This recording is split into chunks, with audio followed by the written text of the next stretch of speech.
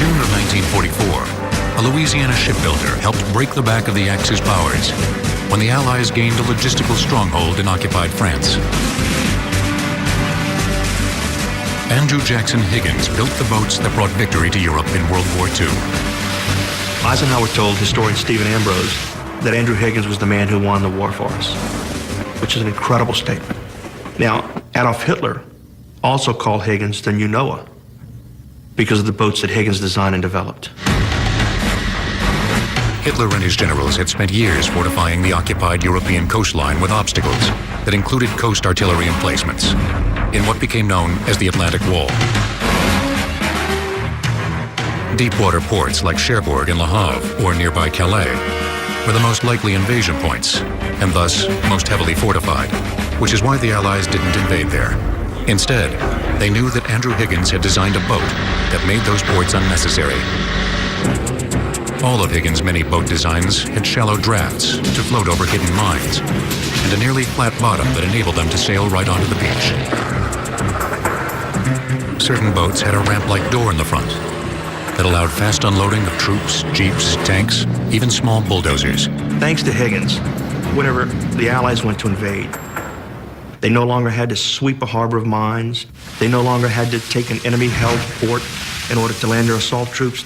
The Higgins vote was of absolute crucial importance to the war-winning effort in World War II, mainly because of the fact that it gave the Allies an ability to transition troops in big ships in deep water across an open beach and to allow them to go into combat.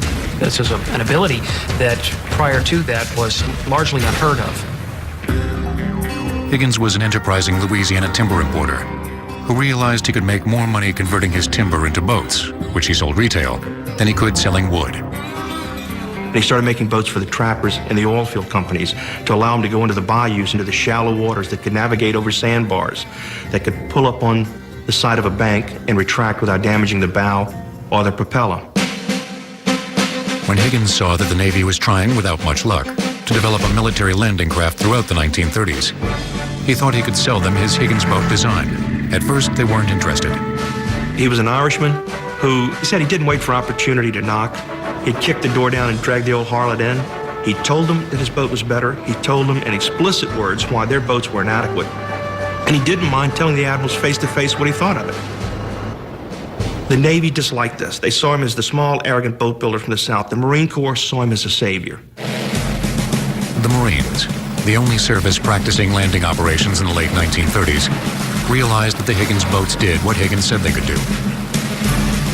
And since the Marines were the ones that were going to be landing in them, they forced the Navy to test them. Sure enough, the boats could ride right up onto the beach without doing any damage. The skag underneath the boat was built out like a housing, protecting the propeller and digging a channel in the sand when the boat rammed the beach. This also made retraction easier. Of special interest to the military was a feature adapted from a Japanese landing barge, the drop ramp front. You could load 36 armed men standing in the upright position with packs on their backs and rifles in their hands, run that thing up onto the beach, drop the ramp, and in a matter of seconds, literally a matter of seconds, they could run off of that landing craft in the upright position and deploy into combat. It was recognized soon thereafter that having that ability was very useful to use in a tactical situation where a landing was being conducted under opposed circumstances. And in other words, landing troops under fire. Higgins designed what became the Navy's LCP, or Landing Craft Personnel, for landing soldiers. LCVP, or Landing Craft Vehicle Personnel, for landing soldiers and equipment, such as jeeps and small bulldozers. And LCM, or Landing Craft Mechanized, for unloading armored vehicles. In fact, Higgins designed more than 60 different landing craft. American mass production ensured there would be enough of them to overwhelm the enemy. The United States was able to produce and equip practically all of our allies with landing craft throughout the war. Higgins Industries in New Orleans alone made 20,000 landing craft. This was quite an order for a small boat builder, because the boats were built almost entirely out of wood, except for the metal ramp. Metal would have been too expensive and complicated to use. Higgins managed to acquire the last 3 shiploads of Philippine mahogany before the Japanese invaded the islands. Mahogany was used because it was a very strong hardwood. With the orders stacking up, Higgins created a larger factory. Meanwhile, he began assembling boats in the streets of New Orleans until the facilities were ready. With all the work that Higgins needed to accomplish for the war effort, he was able to employ a huge percentage of New Orleans' working population. Having 20,000 people, he knew he needed every able-bodied person he could get, and race didn't matter to him. He hired people out of beauty parlors, he hired people who were chauffeurs, which didn't really sit well probably with the local community businesses. He was paying higher wages because he needed the people, and the employees loved Higgins. He wasn't just an industrialist figurehead. He knew the business from the wharf up, and they respected that in him. So would the soldiers who took the Higgins boats into Normandy. They used to call the ramp the gates to hell, because that was their only protection. Coming in, that metal ramp stopped the bullets. And so for the men that were standing on the other side of that ramp, it had to have been absolutely horrifying to know that as soon as the ramp dropped, there would be nothing to stop those bullets entering the crew compartment. The boats were designed for logistical support, not for enemy gunfire. The ramps on the LCVP were necessary to unload equipment, but when they dropped, soldiers on the boats were exposed. One of the most famous landings made by the Higgins boats was at Normandy, where they delivered men into some of the fiercest fighting of the entire war. Because of a rising tide and other conditions at Omaha Beach, coxswains were often unable to deliver soldiers onto the sand, instead unloading them into surf. Some men on these boats leapt overboard, only to encounter deeper water. Weighed down by their gear, many were drowned. But the vast majority of boats traveled close enough to the shore to unload. And once there, they made it impossible for the Allies to be dislodged.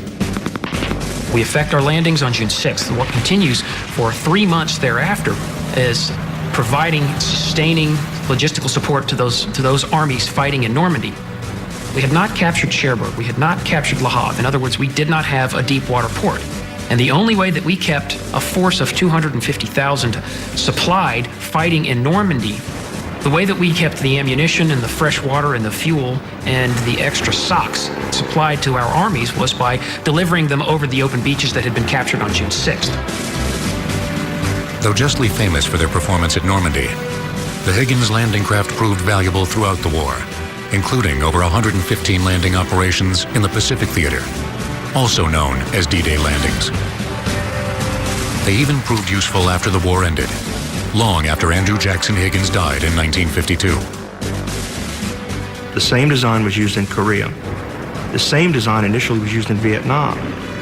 Now, if you think of what happened to the aircrafts, you went from the B-17s to the B-52s, but the little boat that carried the men and equipment stayed the same.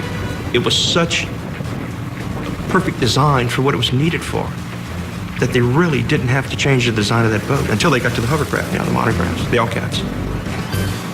Today, nearly all of the original World War II Higgins boats have rotted away.